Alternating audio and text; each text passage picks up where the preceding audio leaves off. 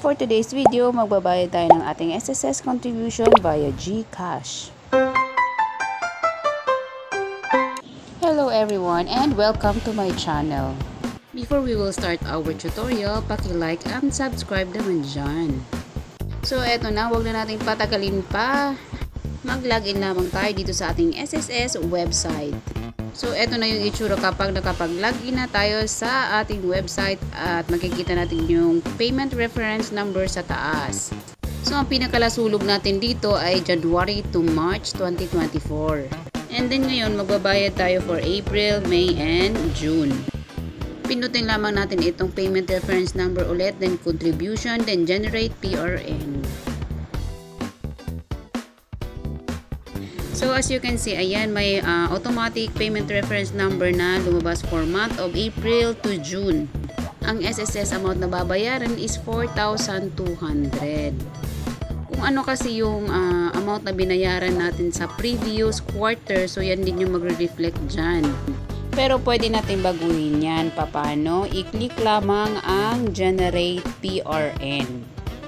So, pili lang po tayo kung anong membership type. So, sa akin kasi is voluntary and then applicable period. So, pipili na tayo ng month. So, ang babayaran natin ay month of April, May, and June.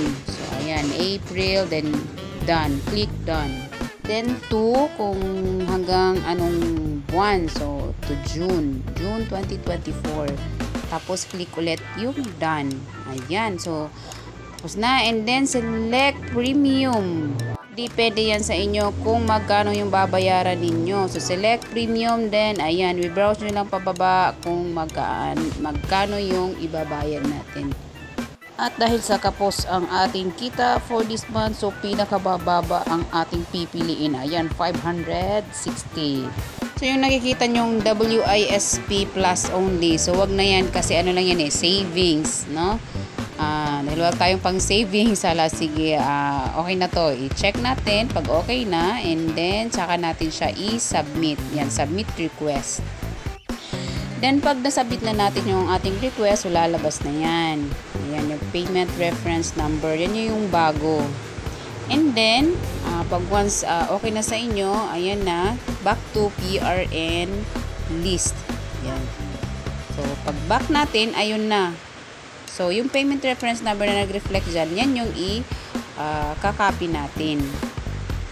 As you can see, iba na yung SSS amount. So, ang gagawin na natin ngayon ay i-click lamang ito, tapos click copy. And then, pupunta na tayo doon sa ating GCash account para doon na tayo magbabayad. So, dito sa ating GCash, ayan, hanapin natin itong government.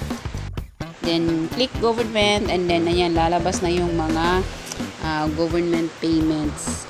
So, hanapin natin si SSS contribution. I-click ang SSS contribution, and then, i-fill up lamang po natin itong nakikita natin sa ating screen. Ayan. Account type is PRN.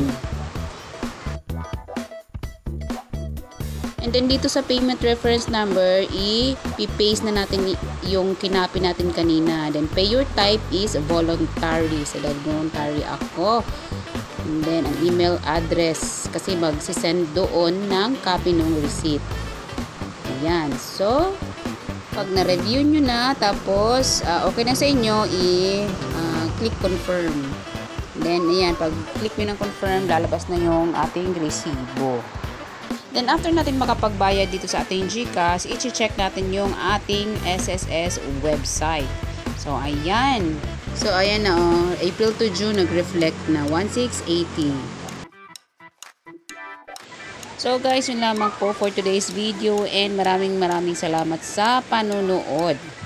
Don't forget to like and subscribe para updated kayo for my next video. See you again, guys, and God bless everyone.